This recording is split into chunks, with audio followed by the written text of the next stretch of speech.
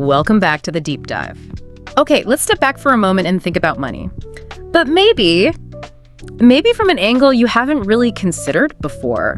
We often link financial success with, being super intelligent or mastering complex charts, maybe knowing the perfect investment formula. Right, the technical stuff. Exactly. But what if the real drivers of wealth, what if they have very little to do with raw intellect or market predictions? What if it's all about something much more fundamental, something, human? Ah, okay. I see where you're going. Today, we're doing a deep dive into The Psychology of Money by Morgan Housel. It's a book that really promises to sort of reframe how we look at our finances. It definitely does that. And our mission here isn't about handing out hot stock tips or, teaching complex algorithms. No. Yeah. Instead, we're going to try and unpack the emotions, the behaviors, those often surprising psychological patterns that quietly shape our money decisions. It's really about understanding why we act the way we do with money and how that can change our outcomes, regardless of how much technical stuff we know. Would you say that's kind of Housel's core challenge right from the start? Absolutely. I mean, from the very first chapter, House just shifts the whole conversation. He makes this profound assertion. Financial success, it's less about what you know. Okay. And profoundly more about how you behave. It's a message that really pushes back against, the conventional wisdom and tells us to look inward. That's a really powerful reframing because for so many people, finance feels, intimidating, like it's just this numbers game. Right. But Housel argues that two people, right, same financial info, same market data, same understanding of investing, they can end up in completely different places. How does he show that it's behavior, not brain power, that makes the difference? Well, he basically says the soft skills, they are the hard skills in finance. Huh? Okay. So one person might have incredible patience, discipline, a really long-term view, steady. Right. The other person, same knowledge, but maybe they're driven by greed or they panic when the market dips. Or they're jealous of someone else's success, always chasing quick wins. Housel points out your financial IQ could be off the charts. Yeah. But if your behavior messes up your decisions, selling low out of fear, buying high because of FOMO, that knowledge just doesn't matter as much. It's actually a very democratic view, isn't it? It suggests these key levers, like patience and discipline, they're accessible to everyone, not just MBAs. It really is. It sort of puts the control back in your hands, which is almost liberating. And speaking of challenging conventional wisdom, Housel goes right after our common ideas about wealth. Oh, yeah. Most of us, and I include myself here, we often equate rich with the visible stuff, right? The fancy car, the huge house, designer clothes, those amazing Instagram holidays. Joey things. Exactly. We see that and think, wow, success. But Housel just flips that completely on its head, doesn't he? What's his take on what true wealth actually looks like? He argues that true wealth is almost entirely unseen. Unseen. Yeah, it's not the car in the driveway or the watch. It's the money you didn't spend. The quiet savings, the investment just sitting there. Yeah. Patiently compounding, building future security, future options. Wow. That fancy car, the big house. He calls that money that was wealth. But now it's turned into something that likely loses value. Right, a depreciating asset. Exactly. It's a really profound distinction because society constantly pushes us towards visible consumption. We end up admiring people who, by Housel's definition, are actually reducing their true wealth. That's incredibly insightful. I know I've definitely admired the flashy car, thinking, okay, there's a wealthy person. What's the biggest hurdle for people in actually, internalizing that and acting on it, this idea of unseen wealth? It's just incredibly difficult, isn't it? Because we're sort of wired to link outward displays with success, but often it's the opposite of real financial strength. Right. Housel points out that the desire to show off, it often directly fights against accumulating true wealth. That urge to spend to impress people is a huge financial trap he talks about. Because those visible signs usually mean less money is actually working for you behind the scenes. It makes you ask yourself, am I optimizing for how things look or for actual financial freedom? That's a fantastic question to ask. And this reframing, it leads us to some of the other unseen forces Housel talks about, these long-term powers. Yeah. It's easy to look at someone super successful and just assume, oh, it's pure genius, or they just worked harder. Or the opposite, blame someone who fails entirely on their own flaws. Sure, the simple story. But Housel brings in a dose of reality here, the role of luck and risk, often overlooked. How does he kind of complicate that simple story of meritocracy? He complicates it really well, actually. by reminding us that success and failure, they aren't always this direct straight line from effort or intelligence. Okay. He points to people like Bill Gates. Extraordinary success, yes, product of genius, sure, but partly due to this incredible stroke of luck getting early access to one of the very first school computers. That was almost unheard of then. Gave him a huge head start. Yeah. And conversely, think about how many really talented, smart people fail. Not because they weren't smart or didn't work hard, Right. but because of things totally outside their control.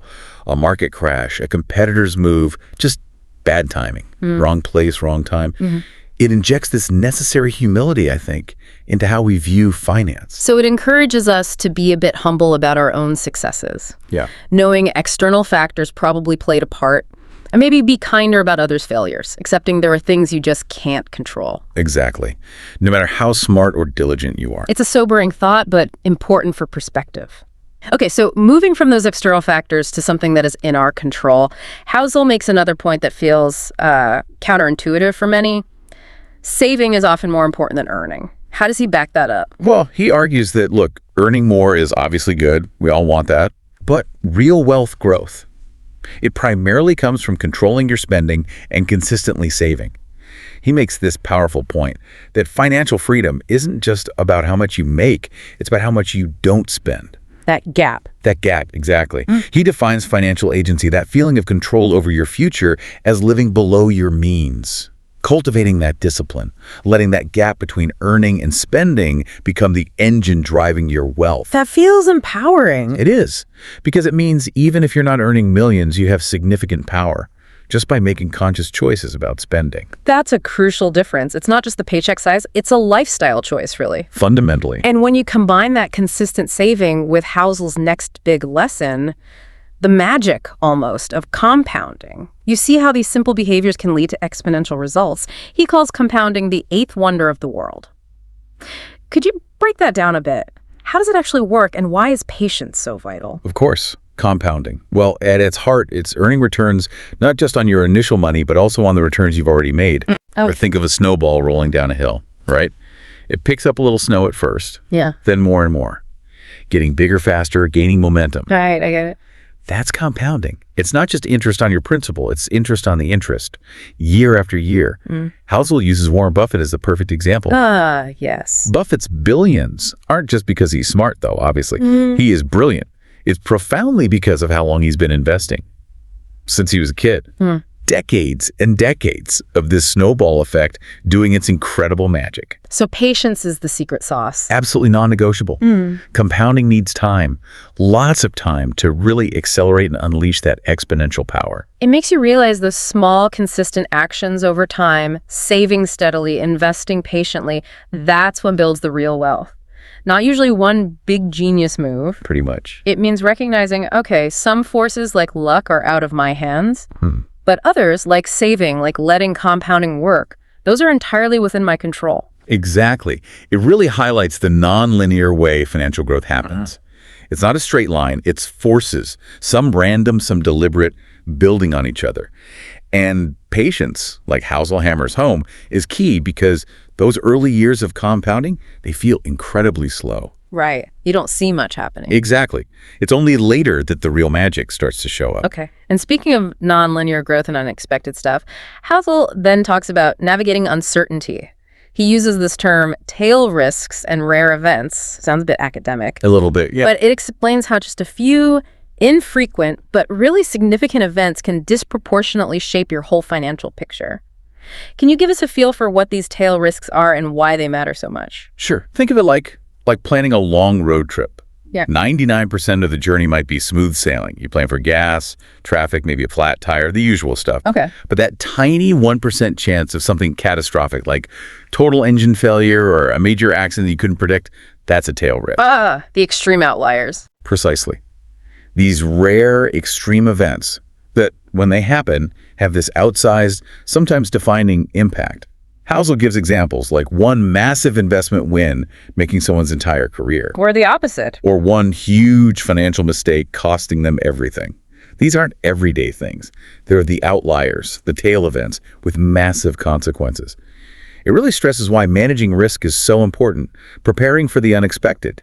You can't predict them, but you can build resilience to handle them. or even benefit if they go your way. That's a great analogy. So it reinforces that you need foresight, resilience. It's not about predicting the unpredictable, but knowing it exists and building a system that can handle shocks. And maybe even capitalize on opportunities. Right. And when you manage those risks, what's the ultimate prize? Housel offers this beautiful redefinition in Lesson 6. Freedom is the ultimate dividend of money. According to him, what does money really buy you? He argues the biggest benefit isn't just buying luxury stuff, though that can be nice, sure. It's about something much deeper. Control over your time. Control over time. Yeah.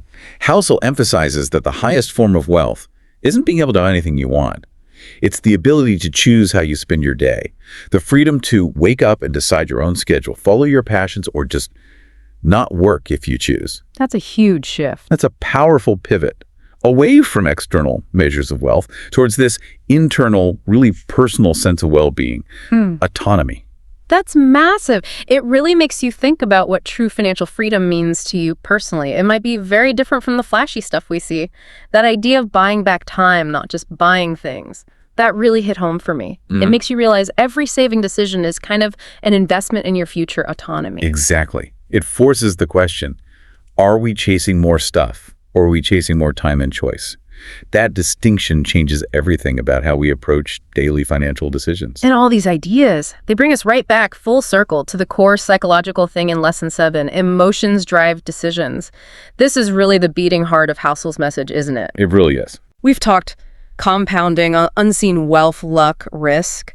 How does he tie it all together to show that our emotional state is just as critical as any market trend? Well, he synthesizes it all by showing that if you don't understand your own emotional weak spots, all the knowledge in the world can be undone.